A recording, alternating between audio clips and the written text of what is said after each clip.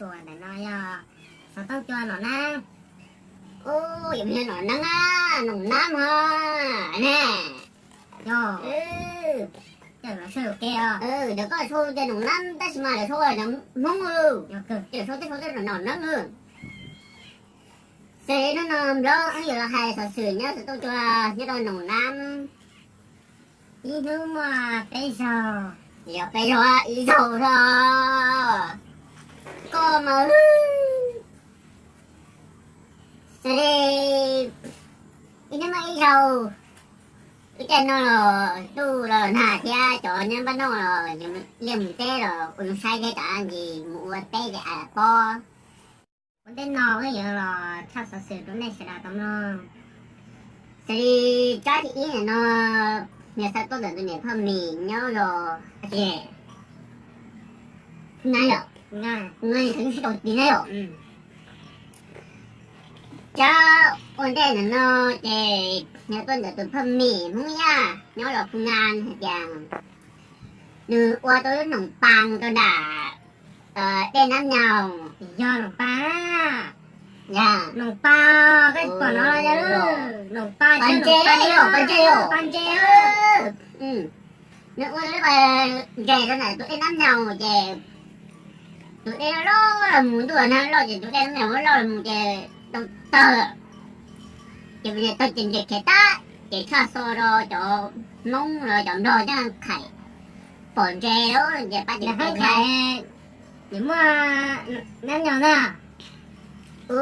Mà năng nhỏ nó đi. Đánh nhỏ đi rồi. Có chịu bỏ nó. Tại sao bà không có chịu bỏ ra. Em đánh nhỏ đi. Hay muốn hai cháu à? Để giống à. Rồi. Nè. Hay cái nè. Có chịu của kìa. Nhờ cho nhau đã phải khải tao.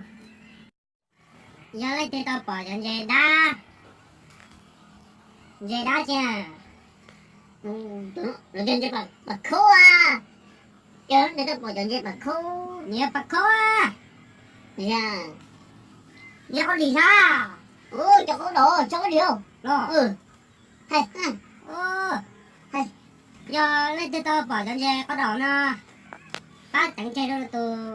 Mà phao mì nhớ đôi tỷ. Phun ngang này chẳng như xin đầu.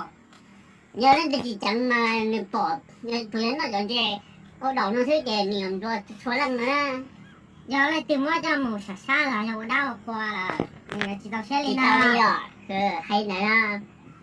Tụi nó dễ nếu mà khó xả xa vậy. Sạch xa chưa? Sạch xa á. Rồi. Anh chơi sẽ nếu mà cái này xả xa cho đâu khoan đâu. Sạch xa nha mà đau qua là. Nhớ lấy tự qua là chị mà phải tao sẽ lên nó. Tôi còn so họ nó tôi lên đấy. Thì mà đó. Tôi đi. Trẻ thế nào của em nó thứ không thể sai đâu qua cho cha. Thì xì lại sau nó tôi đi cả liền này. Nó hay cái đó. Chị khó tổn tên nó của cho em mù cho cá xe lại sau nó ra xóa xử bà đây tới đây à. Dạ, bây tớ khổ bây trẻ kìa nó ăn thi cầu gì lúc gì thì chúng nó phải gì Nó gì đó dạ có phải cái gì không? ôi rồi Có số chính đó nên ngồi ra đó. nó phải mà được số thấy được kìa chụp vào cái cho nó khỏi đi à bà đây từ Xử lý lại tao xong đặt ăn nó cho chữ qua tao lúc bà đen nó tao cha tờ chép bố xa nói xong cái tổng bây giờ là cái chuột sẽ đài là nói không cho nó na. Yên nó nắng á nó nắng hồ Nè đây là sao nó na nè. có đi khí rồi đừng có tao không chơi sẽ đi nó đừng đó như là hai sở xỉ nó cho nó nóng